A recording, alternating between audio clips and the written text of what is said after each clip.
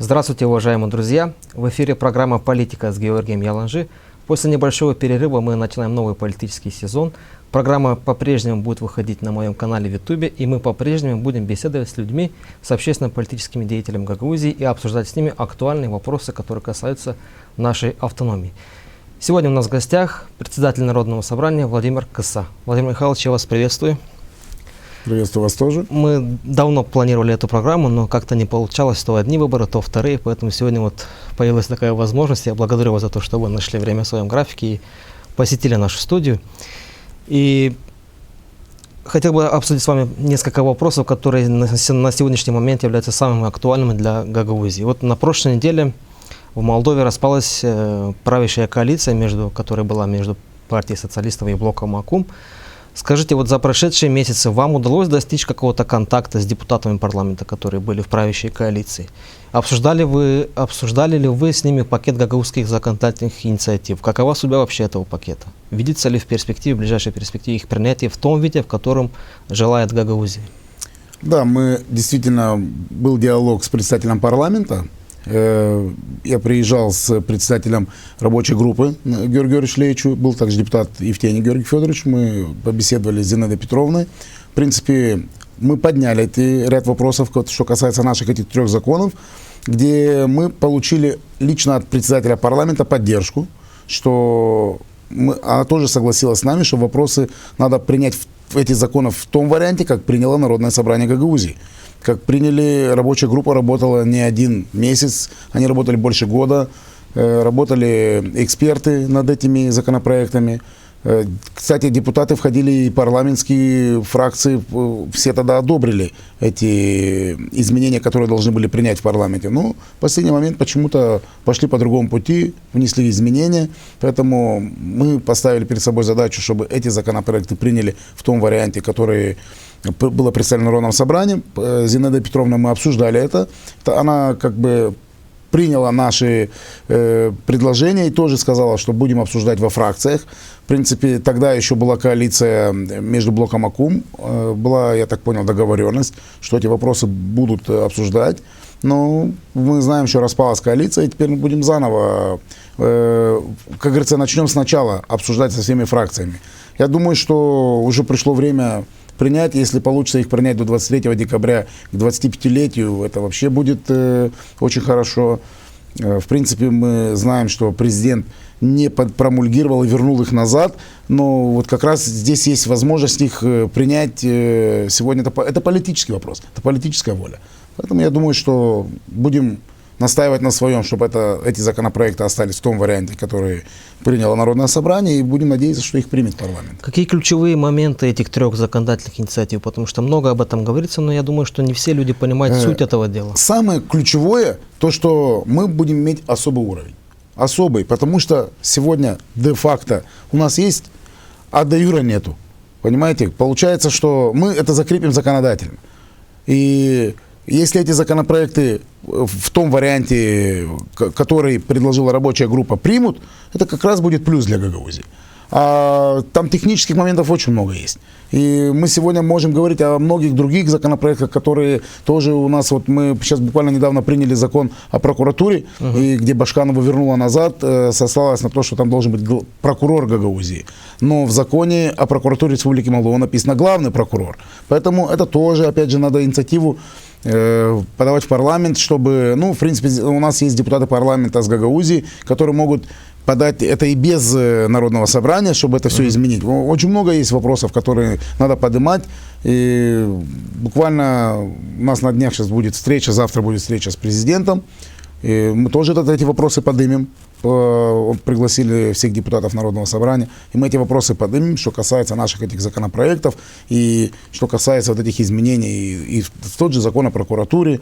И очень много есть вопросов, которые мы собираемся поднять. Поэтому, в принципе, 6-й созыв, буду говорить, что много и принял законопроект, который реализуется сегодня в Гагаузии. И я удивляюсь даже некоторым депутатам, которые критикуют, будучи депутатами 6-го созыва, критикуют 6-й созыв, когда на самом деле мы очень много законопроектов приняли, которые сегодня успешно реализуются. Мы об этом еще поговорим, Владимир Михайлович. 25 лет исполняется в этом году со дня принятия закона об особом правовом статусе Гагаузии. Тогда мы знаем, что в 1994 году, 23 декабря, в парламент Республики Молдова принял этот закон, и в соответствии с этим законом Гагаузия вошла в правовое поле Республики Молдова. Вы возглавляете Организационный комитет по проведению торжественных мероприятий. Скажите, пожалуйста, как будем праздновать эту юбилейную дату? Будут ли какие-то сюрпризы? Да, в принципе, мы буквально недавно провели оргкомитет первый. Я пригласил первого председателя Народного собрания тоже участвовать в этом оргкомитете, Башкана Гагаузии, представителей с Народного собрания. И, в принципе, мы хотим сделать более расширенно этот праздник, все-таки 25-летие. И планируем провести и концертную программу в 3 дня. Планируем, но пока это только по предварительно. Чтобы один день. Да, это предварительно мы обсуждали. В принципе, Петр Михайлович пошел и предложил. Очень интересно, что вот была аналогия, что проводили конференцию в Кишиневе, проводили в Камрате. Вот это все мы, в принципе, согласились. Это когда 10 лет было, как вы? 10 лет, да. Тогда 10 лет праздновали. Мы, в принципе, согласились, что надо тоже это расширенно провести. Когда уже мы обсудили этот вопрос, что можно провести и в Кишиневе, и в Камрате, Игорь Николаевич тоже подключился, президент, тоже под его патронатом хочет помочь нам провести это мероприятие в Кишиневе. В принципе, я думаю, что разделиться на 3 дня, хотим сделать концерт, куда пригласить наших гагаузских всех исполнителей. Мы сегодня можем показать, у нас есть очень довольно много оркестров и ансамблей, которые могут сегодня что-то показать. И очень много молодежи, которые могут выступить со сцены и показать, что мы можем. В принципе, один день планируется провести этот концерт, один день планируется провести конференцию. Это в Кишиневе, да? В Кишиневе. И один день, конечно, в Гагаузии, в ДК провести мероприятие, как мы обычно проводим здесь. Поэтому, я думаю, это должно довольно интересное быть мероприятие. Все-таки 25 лет мы живем в составе Республики Молдова, и будет правильно, если со стороны властей Молдовы тоже будут участвовать в мероприятии. На этой неделе Башкан Гагаузии Ирина Влах вышла с инициативой о том, чтобы принять специальный закон о первом Башкане Гагаузии. Речь идет о предоставлении социальных льгот и гарантий первому Башкану Гагаузии Табунщику Георгию Дмитриевичу. Как вы оцениваете эту инициативу и вообще, как вы оцениваете роль Георгия Дмитриевича Табунщика, скажем, наверное, в истории Гагаузии? В любом случае, Георгий Дмитриевич был первым Башканом. Я, конечно, не могу ничего плохого сказать против этого человека, тем более он дважды был Башканом Гагаузии. Инициативу я еще не видел, она к нам поступит в Народное собрание. Согласно процедуре, она будет направлена в комиссиях, получим заключение. Я думаю, что в любом случае будет обсуждаться, пройдет всю процедуру, слушания, депутаты выскажутся, мы коллегиальный орган. В принципе, я не думаю, что будет какая-то проблема, но она должна пройти по процедуре. Поэтому буквально, как мы ее получим, мы сразу по процедуре направим в комиссию профильную, и это все будет обсуждаться на уровне депутатского корпуса. Владимир Михайлович, очень активно обсуждается в обществе и в некоторых средствах массовой информации инициатива ряда депутатов о вашей отставке. С чем это связано, скажите? Я не знаю, в принципе, мы тоже слышали, что есть депутат с Русской Кисели, который ходил, собирал подписи депутатов. Но, насколько я знаю, там... 14 подписей, говорят, есть? Я их не видел. В принципе, у нас ничего не зарегистрировано. Но, опять же, я знаю, что депутаты, которые подписали, многие сказали, что подписывали совсем за другое, вводили в заблуждение. Речь шла о льготах ветеранах становления Гагаузии. Речь шла о кадрах, о каких конкретно кадрах не было оговорено, поэтому я думаю, что если будут подписи, согласно законодательству, есть такая процедура, где любой депутат может собрать подписи, подать в канцелярию, зарегистрировать, и опять же процедурно. Это все есть, и вопросы выносятся на заседании путем тайного голосования, 2/3 и отправляют в отставку. Сегодня у нас 33 депутата. 23-22 депутата должны отправить в отставку тайным голосованием. Но сегодня нету зарегистрировано ни одной инициативы, поэтому об этом говорить. Если будет появиться инициатива, то будем об этом говорить, в принципе. Сегодня нет зарегистрировано в канцелярии. Говоря об отставке, многие напоминают вам ваше членство в Демократической партии, хотя вы покинули эту партию. Да. Я хочу сказать, что я членом Демпартии был не сегодня, я туда попал, а с 2008 года еще.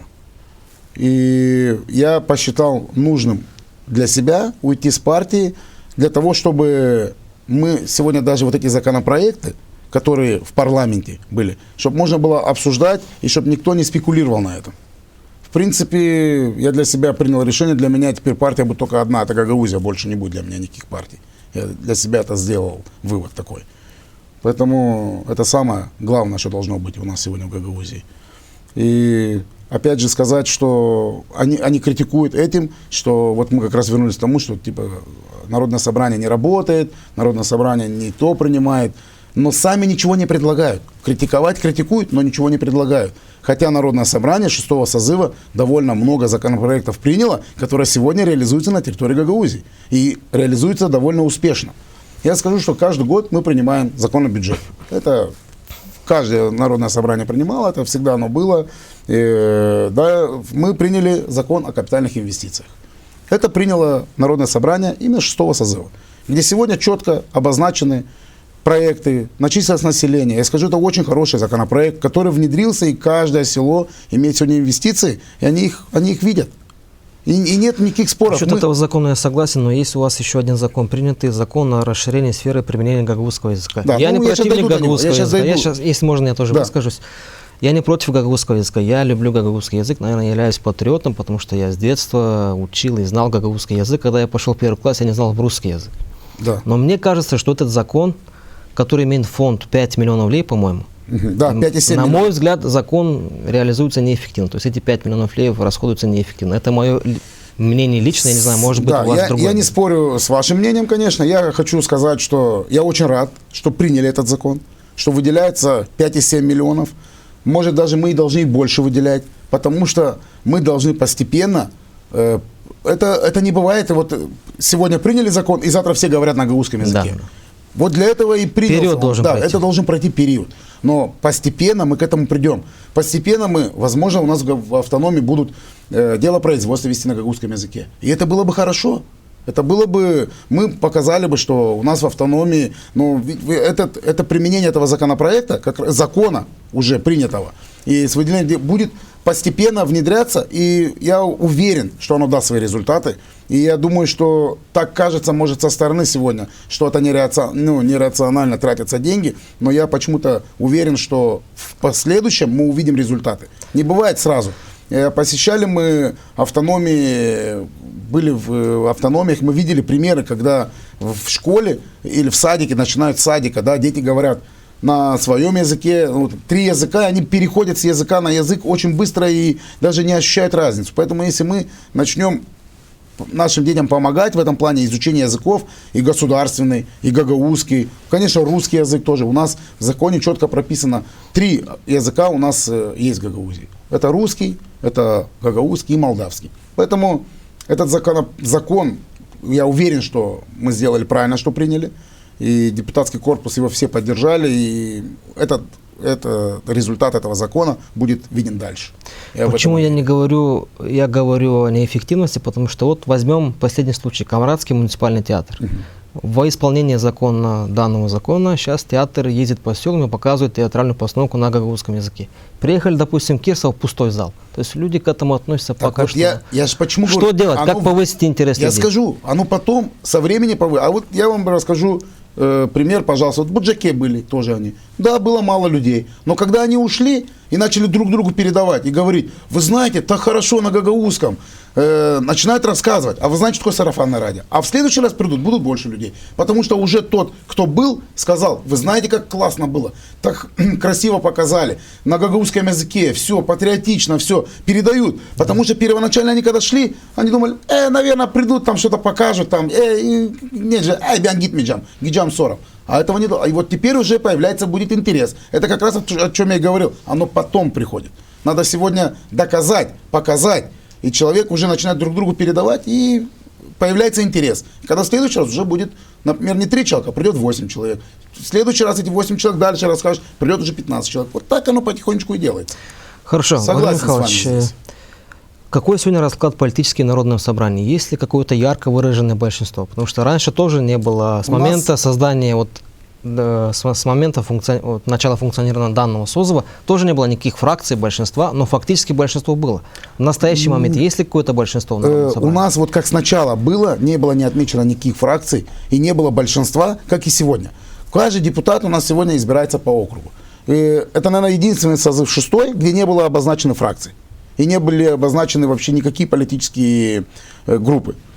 Да, есть формально говорят, группа, но конкретно нет фамилии, нет подписей. И сегодня мы не можем сказать, у нас, вы замечаете, если вы видите трансляцию заседания Народного собрания, у нас не бывает такого, что четко голосуется 18. У нас разное количество голосов. Это говорит о том, что человек и депутатский корпус смотрит конкретно по вопросу и голосует так, как он видит, как он считает нужным. И это, я считаю, что это нормально, когда человек по данному вопросу высказывает свою точку зрения. Поэтому я бы не сказал, что есть какое-то большинство группы. Вот вы сами видите, что голосуются все по-разному. И я скажу, что вот опять же принято Народным собранием 6-го созыва закон о прозрачности, где мы транслируем сегодня в онлайн-трансляции заседания. Да, там бывает скандал, бывает крик, но человек видит это все без монтажа, видит это четко все. Депутат может высказаться, его видят сегодня в онлайне, везде, где захочет. Я больше скажу, что мы, наверное, будем уже внедрять и заседания комиссии онлайн. Пускай высказываются там, потому что у нас зачастую депутат использует заседание Народного собрания как трибуну, высказать, показать, сказать. Может быть, действительно сделать онлайн-трансляцию на заседании комиссии, пускай там тоже высказывается. Потому что у нас зачастую бывает, что один вопрос рассматриваем, казалось бы, да, вроде бы ничего такого сложного, но все хотят высказаться, все хотят сказать. Пожалуйста. Ну, вы редко собираетесь, поэтому люди скучают. Нет, мы вместе раз собираемся, никаких проблем нету. Даже буквально сейчас мы хотели уже заседание провести, но бюджета нету. И думаю, чтобы не собирать еще раз потом, возможно, будет вот сейчас бюджет уже представлен, и мы соберем заседание. У нас, в принципе, готовая повестка, ждем бюджет. Поэтому каждый месяц мы стараемся одно заседание провести. Кстати, если я не ошибаюсь, примерно 8-10 депутатов работают на постоянной основе. То есть они возглавляют комиссию, пишут законопроекты. Как вы относитесь к тому, чтобы все депутаты работали на постоянной основе, то есть получали заработные платы? Я все равно, как и говорил, я считаю, что все депутаты не должны работать. Это нормально, что у нас на общественных началах часть депутатов занимается своими делами, приходит на заседания, активно участвует в комиссиях. Это нормально, но я за то, чтобы председатели комиссий работали четко на постоянно, без вариантов «или». У нас сегодня есть такая возможность, что председатель комиссии работает в другом месте, либо занимается бизнесом. Ну, опять же, любой депутат может. Но все-таки я убежден, вот работая уже 3 года, я убежден, что председатель комиссии должен работать на постоянной основе, приходить на работу и заниматься законотворчеством. Это нормально. И заместитель. И тогда будет как раз, не будет все 35, но получается, что человек 10, 12, 13 будет получать заработную плату, и это уже будет эффективнее. И тогда, больше скажу, председатель комиссии, который не сможет работать, он не будет, он возьмет отвод. Когда его предложат, он отвод возьмет. То есть он не будет председателем? Да, он не будет, он будет знать, что он не будет председателем. Городовой депутат? Да, он городовой депутат, приходит, участвует, он может войти в эту комиссию, но быть заместителем. Здесь надо четко, я думаю, что вот новый регламент, который обсуждается при наших поддержке и при наших партнеров ПРООН, в принципе, тоже они активно сегодня помогают и в структуре, какие изменения предлагаются. Опять же, это будем мы предлагать депутатам. И вот как раз там точно это, вот мы обсуждали этот вопрос, что надо, чтобы председатели комиссии работали. И вот надо в регламенте прописать без вариантов «или». Они как бы сегодня прописано, что они должны работать, но как бы не обязывает. Вот это и проблема. А надо сделать, чтобы обязывало. И тогда не будет проблем. Тогда человека, который будет предлагать, если он будет видеть, что он не сможет работать председателем комиссии, он возьмет просто самоотвод и за него голосовать не будут. Время от времени звучат идеи о переносе Народного собрания в муниципалитет Чадырлунга. Как вы к этому относитесь? Вы знаете, я в любом случае сторонник того, что мы сегодня столица Камрат, исполком Гагаузии находится в Камрате, Народное собрание должно находиться здесь. Другое дело, если провести заседания выездные, это можно, это нормальное явление, если проводить выездные заседания. Один раз в Чадырлунге можно провести, один раз можно в Вулканешах провести, но опять же, в любом случае оно должно быть здесь. Это мое мнение, что оно должно быть в Камрате. Здание Народного собрания, все-таки зал нынешний, он как бы рассчитан на заседание правительства, то есть исполкома. Все-таки зал тесноват. Есть ли в перспективе идея о строительстве своего здания для Народного собрания? В принципе, у нас было обсуждение с экс-послом в Молдове с Турцией Хулус и Калычом. Мы обсуждали этот вопрос, и оно как-то пошло. Да, мы даже предварительный макет сделали, мы уже обсуждали это, очень так серьезно занимались этим вопросом. Но когда уже посол поменялся, немножко поменялись. Мы уже с этим послом не вели переговоры по зданию строительства. Ну, в принципе, очень много Турецкая республика помогает и строит объекты в Гагаузии. Мы посчитали, что эти объекты важнее, чем строительство Народного собрания. Поэтому и не поднимали больше этот вопрос. Может, со временем мы найдем помещение, и может, мы и сами его сделаем. Нам, в принципе, нужен зал только, который мы оборудуем, который мы, в принципе, можем это и сами сделать. Зал. Нам не нужно здание, нам нужен зал, где проводим заседания. Вот и все. Думаю, что это тоже можно найти, и со временем придумать что-то можно. Но то, что маленький зал, это однозначно. Владимир Михайлович, в Республике Молдова, в парламенте Молдовы 101 депутат. Да. В Гагаузии 35 депутатов. В некоторых населенных пунктах достаточно 200-250 голосов для того, чтобы человек стал депутатом. В других населенных пунктах нужно набрать 2000-2500. Первый вопрос. Как вы относитесь к идее сокращения количества депутатов в Народном собрании? И потому что я вижу, что и в Молдове этот вопрос начинают обсуждать. И смотрю, в Приднестровье тоже сокращают количество депутатов. Как вы к этому относитесь? И справедливая ли эта система, когда, допустим, с одного населенного пункта 1 депутат, с другого 2 депутата, с другого города 3 депутата? Эту систему нужно менять? В любом случае, я и говорил, мы когда обсуждали эти вопросы, я всегда говорил, что очень хорошо, неважно, 200 там человек или там пару тысяч, что депутат представлен округом, населенным пунктом. Потому что если с каждого села должен быть один неважно, депутат. Он должен быть один. Я в любом случае убежден, что это нормально, потому что каждый депутат с этого округа будет тянуть в этот округ. Поэтому мы одномандатники. Это есть преимущество в этом. И когда избиратель твой видит, что ты ничего в село нигде ничего не делаешь, нету никаких инвестиций, он оценит твою работу.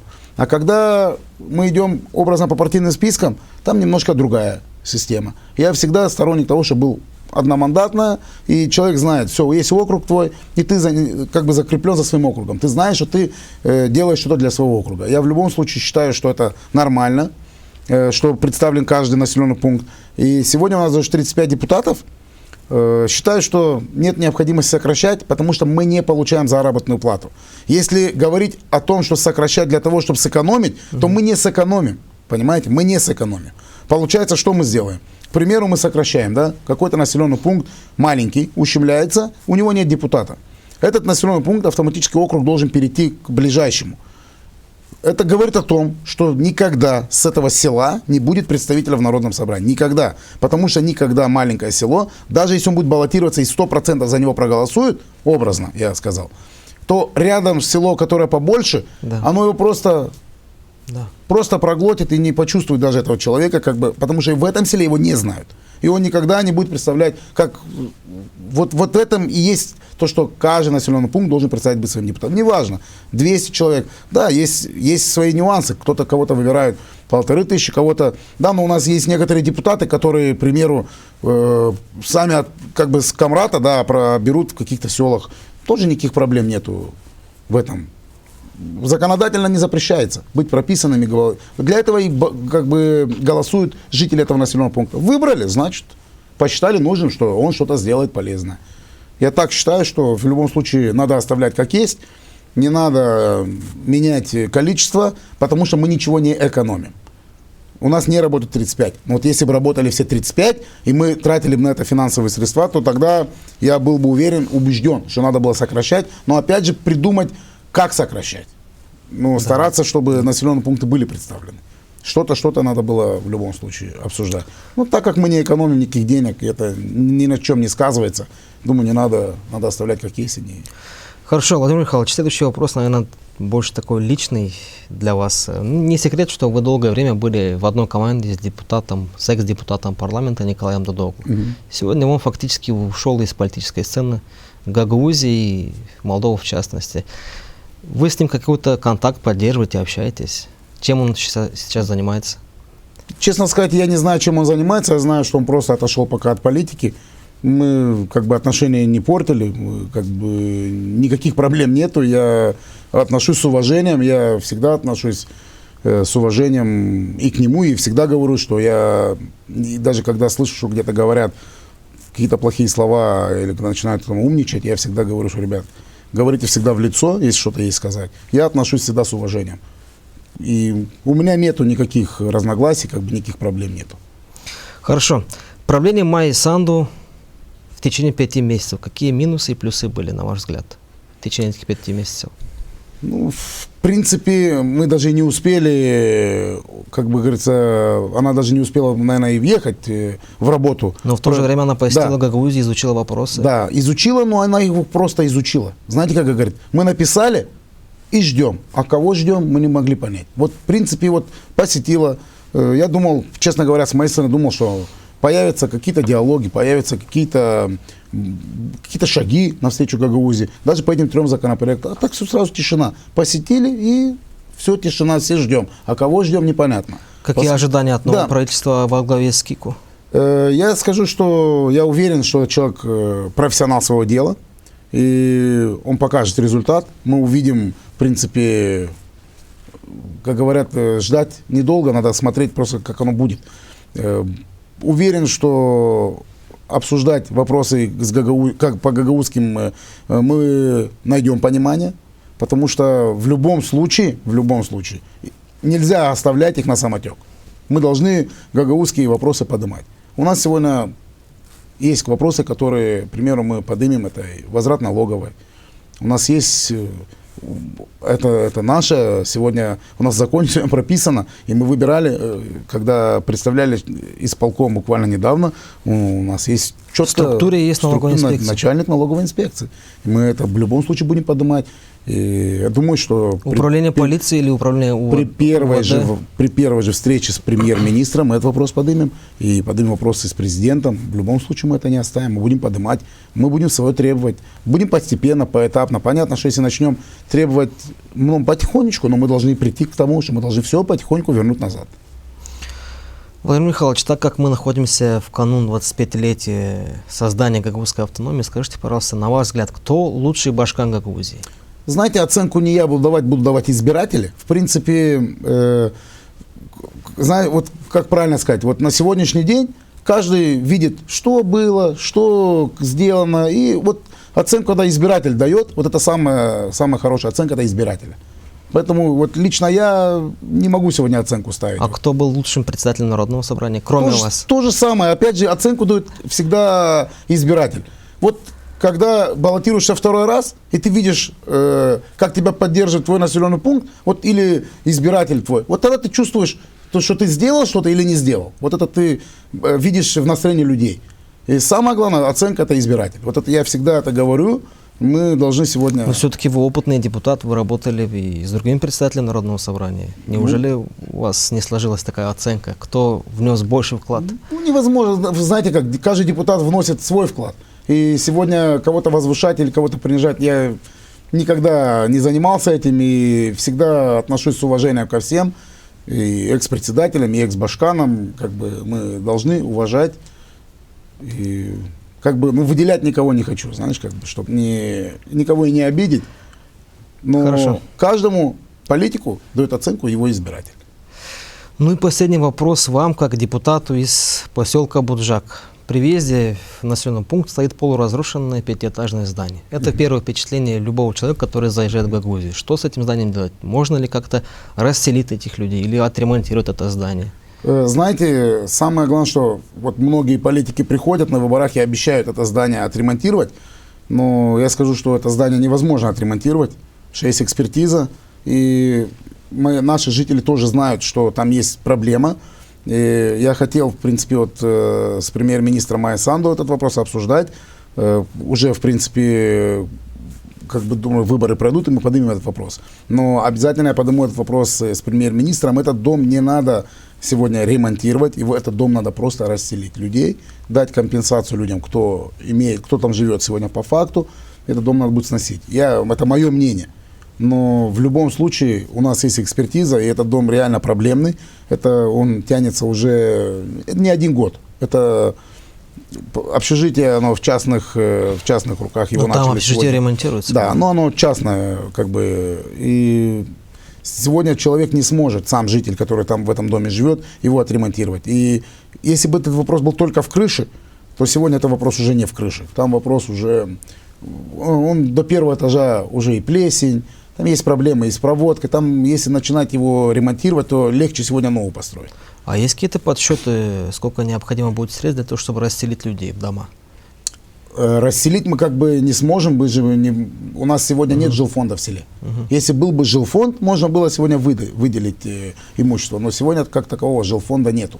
Нету его ни в городе, нету ни в каком населенном пункте, не только в Буджаке. Если сегодня говорить по Гагаузии, нигде нету сегодня свободного жилья.